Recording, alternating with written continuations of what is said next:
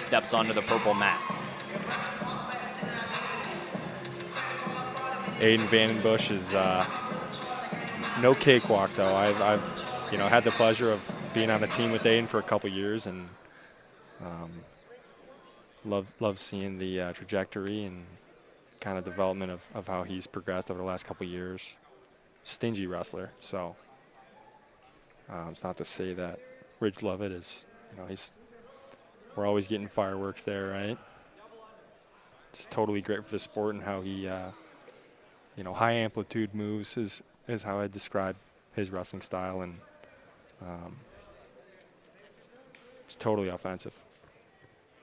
Well, Ridge Lovett taking the uncommon road, taking a red shirt last year after finishing second at the 2022 NCAA tournament. Lost in the final to Yanni Diakomahalis. And there is the first points once again by a wrestler in a red singlet. Ridge Lovett, first takedown. While entering this match, in his first 17 bouts, Ridge Lovett had given up just 22 points. Has given up one here, but has also scored 6 of his own, 2 takedowns in the span of 60 seconds. One escape, Aiden Vandenbush. Ridge doing a nice job of cutting Aiden, but looking to kind of guide where the next position goes. So even though he's given up that one point and escape and getting that fresh start in neutral, he's looking for an inside tie and looking to kind of guide where the wrestling's going. So yeah, he's just crafty. Seeing him scramble out of that leg attack from Vandenbush. Another takedown from Ridge Lovett. Now swipes from the official. 4 swipes. Already 4 near fall points. Now Ridge Lovett needs to get the other shoulder of Aiden Vandenbush to the mat if he wants to get the pin. He's doing his best in the center of the mat. Has all the room to work with. Can Ridge Lovett get it done? Aiden Vandenbush fighting him off. Able to roll onto his stomach and deny Ridge Lovett for now. But Ridge Lovett right back to it. Man, he just does not give up. 4 near fall points awarded to the Huskers. Gets those near fall points and then goes right back to a hard ride on Aiden Vandenbush.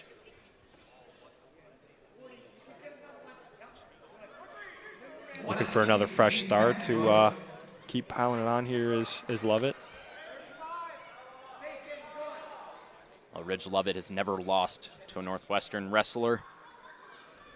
A lot of motion from Ridge there. He's beaten Yaya Thomas, Northwestern's NCAA qualifier at 149 last year. Now Aiden Vandenbush trying to defend this takedown shot from Ridge Lovett. Yeah, Aiden's one of those guys. He could be in a 10-point hole, and he's just gonna keep coming at you the whole entire match, and gotta really respect that. Oh, Ridge Lovett chooses bottom, has a 10-point lead, 13-3 after 3 minutes of wrestling here at 149.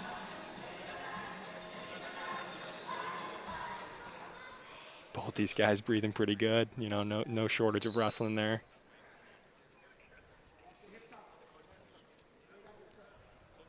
Aiden Vandenbush, right leg high of Ridge Lovett, but Lovett escapes. Right back in his legs. I mean, how good is Ridge Lovett? Able to turn just about any position into an attack. Turns around if he can work around, get that leg of Aiden. It looks like he's solving problems, and just his wrestling style is so creative. The way he chains, different attacks and moves together to continue his lead and build on it. So he's great for the sport. 14-point lead for Ridge Lovett.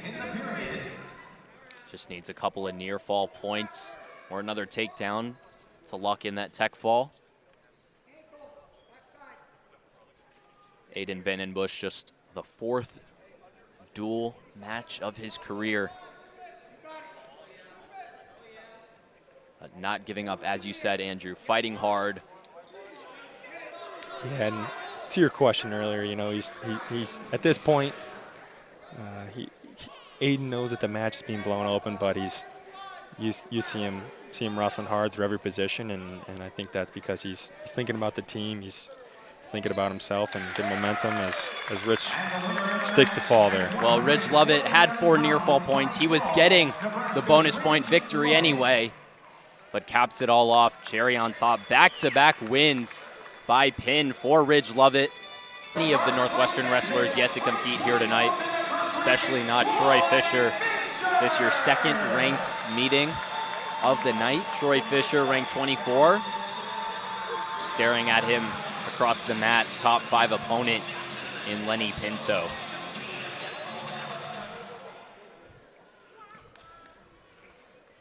And this is Troy Fisher's first season at 184. Did 4 full years at 174 before moving up. Both of these guys every bit of 184 though.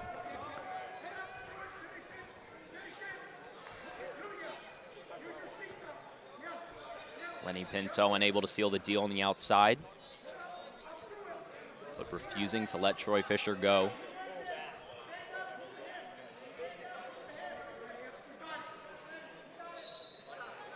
And once again, with that win from Bubba Wilson, Nebraska, has secured their 8th win, dual meet of the year. Northwestern has now fallen to 0-3 overall, 0-2 in the conference. But still a lot of wrestling left here at our heavier weights. Yeah, quick turnaround to Iowa on Sunday too. Northwestern will host the number 2 Hawkeyes on Sunday here in Welsh Ryan Arena. For Nebraska, a trip to Wisconsin in Madison. Number 17 ranked Badgers. This is one of those matches here I had on the slate that I just, highlighted, circled, underlined, all the above as something to tune in for, because just loved watching both these guys compete over the years. Lenny Pinto seen 10 ranked opponents this season, only 3 losses. One of those just last weekend to Isaiah Salazar of Minnesota. Also lost 2 in Vegas. Dustin Plott of Oklahoma State. And then the number 1 ranked wrestler at this weight, Parker Keckeisen.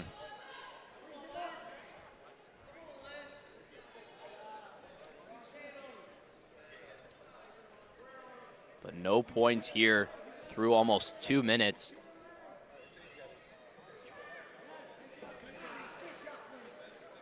Big grappling from Pinto and Fisher. In 37 Pinto's all-time wins, 22 of those were bonus point victories. Pretty impressive rate. Lenny Pinto definitely one for the flair. 7 bonus point victories this season, only 6 by decision, so likes to get those majors, those tech falls, the pins. But Troy Fisher is making it difficult for him to get any points here tonight.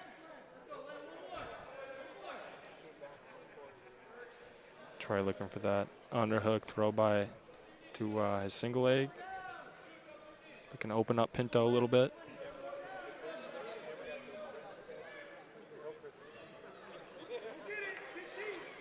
.15 seconds left. Troy Fisher lets Lenny Pinto go, but right back to hand fighting. Pinto dropping down, coming right back up. Now Lenny Pinto just skirting away a little bit. Troy Fisher didn't want to just let him go as easy as that. Lenny Pinto. Physical wrestling from both these guys. You see Pinto chain together a couple attacks and Troy feeding off that to counter to his own stuff to end the period. Lenny Pinto chooses bottom. Back up to his feet already. Troy Fisher trying to bring him right back down to the mat.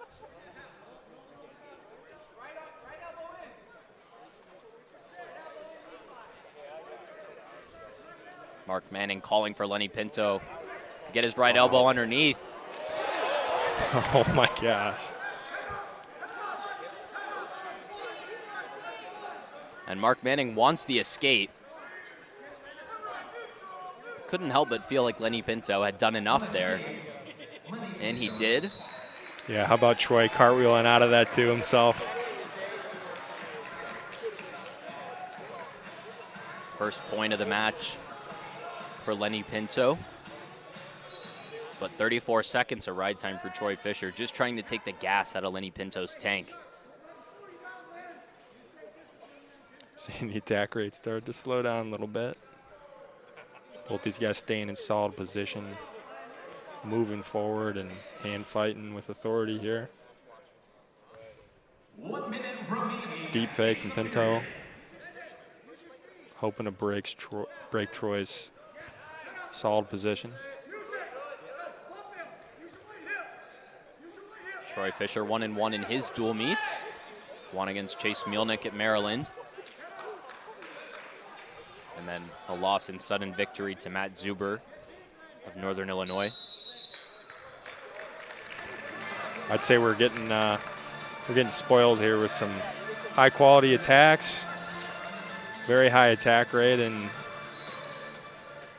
some top-notch defense too to pair with it. And what a wrestler Lenny Pinto is, just a sophomore, already ranked number 3 in the country. At a tough weight in 184. Totally, yeah, just poised young buck.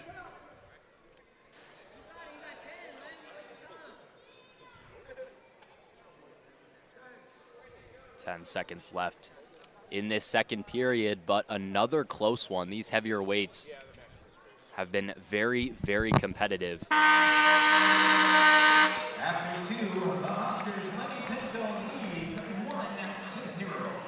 Now Troy Fisher will no doubt choose to start on bottom to try and get that escape point.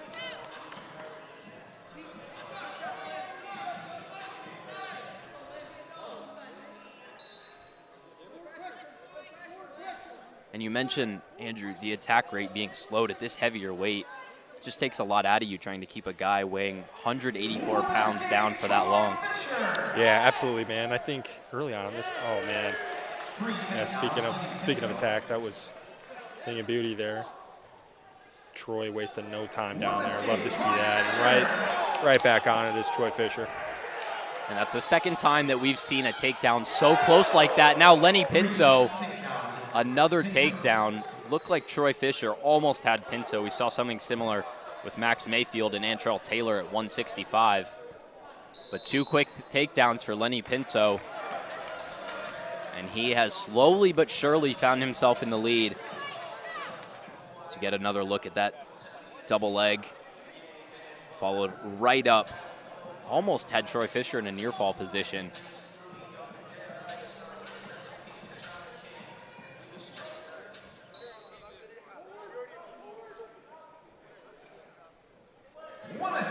Troy Fisher escapes. 4 points the difference. Yeah, Fisher very much so still in this match with the takedown here. 1 minute remaining in the period. Like that call to stalemate this, let these guys kind of showcase what they've been doing the whole match, and that's, 2 upperweights just going at it and letting it fly, so gotta love it.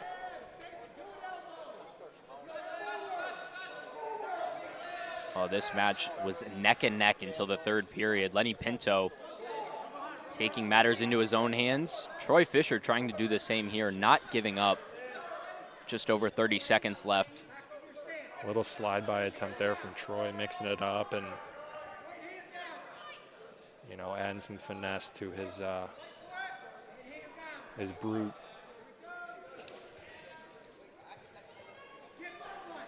I mean, Lenny Pinto just shrugged him off there with ease.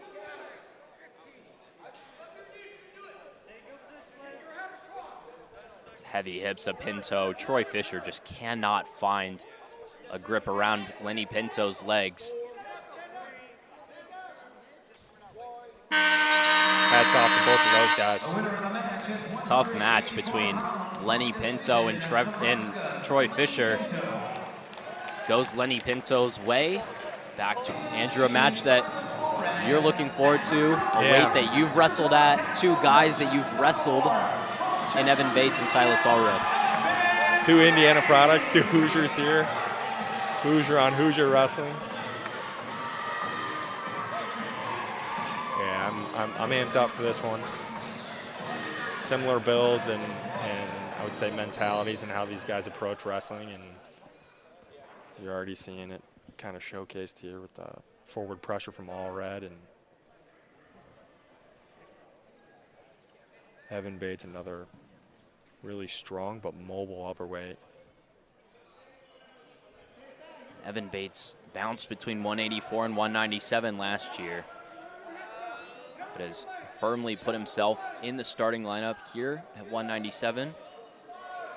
Evan Bates getting that single leg off the mat.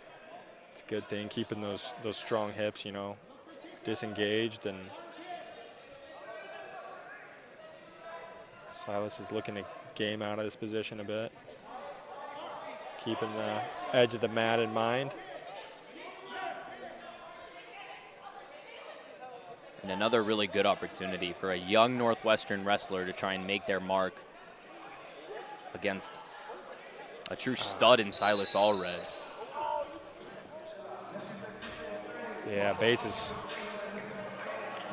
very close to scoring there, but got to blow that dead with his knee being in jeopardy. So, you know, love good wrestling, but got to keep these guys on the mat for the long haul. So, the refs are, you know, in need of protecting these guys and seeing to it that they're still wrestling in March. Reigning all Big Ten champion in Silas Allred, the first for Nebraska since Robert Kokesh back in 2015. And he's already seen Evan Bates this season down in Vegas. Took that one by major, 11-2. But Matt Storniolo talked about it to us this week. He said that match a lot closer than the scoreline suggested. Evan Bates fought hard until the final buzzer. You mentioned Pinto being one of the younger guys on this Nebraska squad. And, you know, Allred's a sophomore in eligibility as well. But, man, just, you know, I'm incredibly impressed with Allred's ability to win Big Tens last year and just tear through that tournament, and just fell short of getting on the podium. But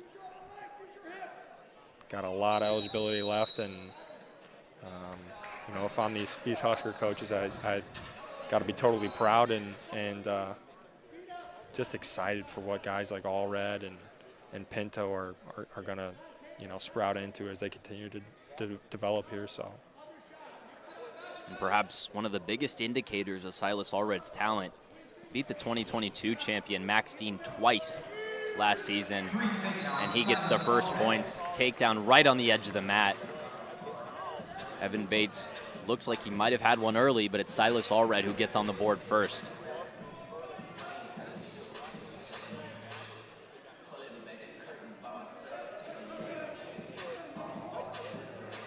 Second straight ranked opponent for Evan Bates. Tough tech fall loss to Jackson Smith 12 days ago against Maryland. Yeah, Evan Bates is another one of those younger guys. You know, I might be a little biased because I went to, you know, he's from my hometown, and my brother Lucas and I grew up wrestling with him. And but, man, I just love Evan's work ethic. Love the way he approaches the sport. You can tell he's just a wrestling junkie. You know, he's one of those guys that is in the wrestling room in the summertime, not because he, you know, knows he has to, but because he really genuinely wants to be there. And you know, lost a razor thin match at the MSU Open in the finals there to another top-notch guy. So. That loss in November to Stephen Buchanan of Oklahoma. Now Evan Bates gets the escape. 3-1 in favor of Allred.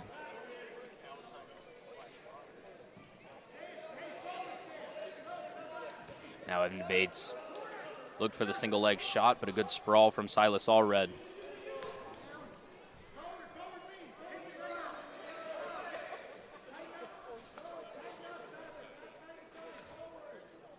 .40 into the second period. Heavy hand fighting between Allred and Bates.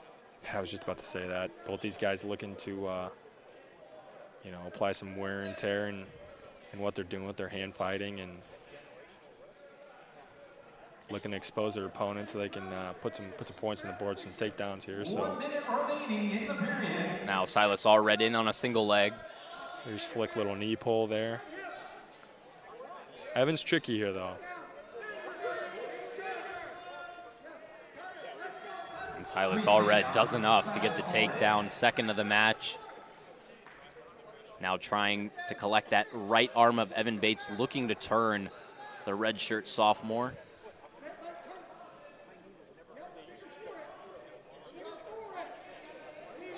Allred looking for a bow and arrow there. Speaking of applying pressure to lower backs and breaking position, I mean, not only is this mental warfare here with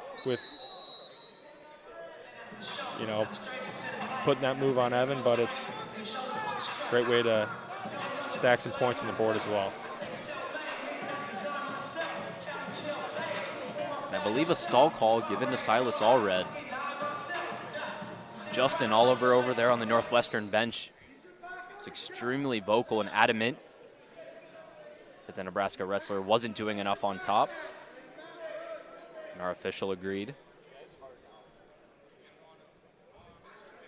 Yeah, you see Allred kind of sitting on that elbow joint with his hand can make it pretty tough for that guy on bottom to clear a wrist and eventually escape.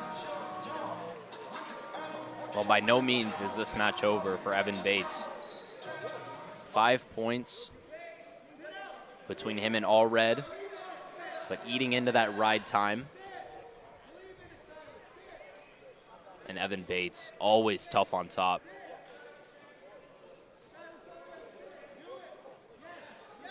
Now Allred working to his feet, just looking to unclasp the hands of Evan Bates, and he does. Allred doing a good job of meeting where Bates' pressure was coming from and kind of using that to drive him up to his feet.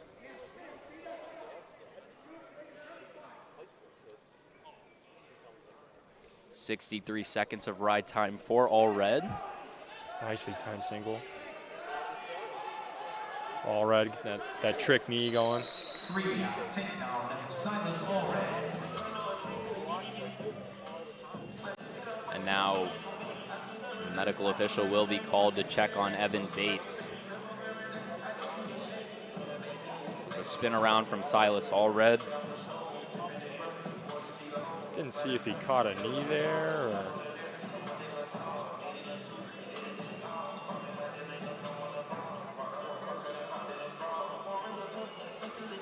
Looks like they're checking Evan Bates, maybe for some blood in the hair.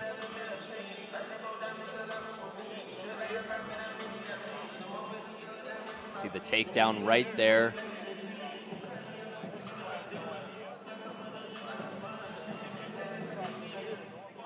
Thought maybe danger to Evan Bates, but didn't see a lot there. Yeah, tough to make out. I don't know if it was the entrance of the shot. Looks like he might have got cut in the hairline.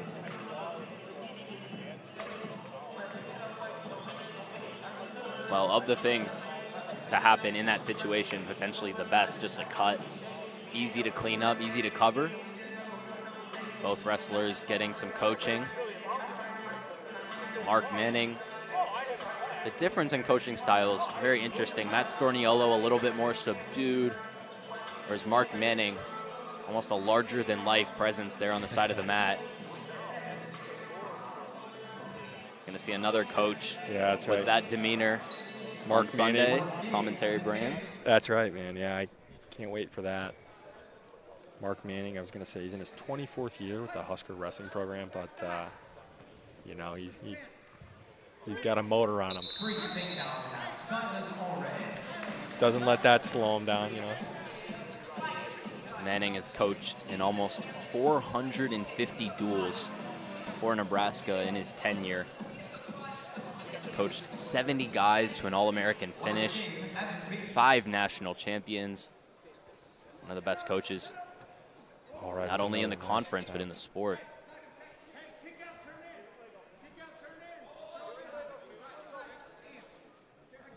A 13-3 lead for Allred. Trying to work around Bates. Looking to turn for some near fall points.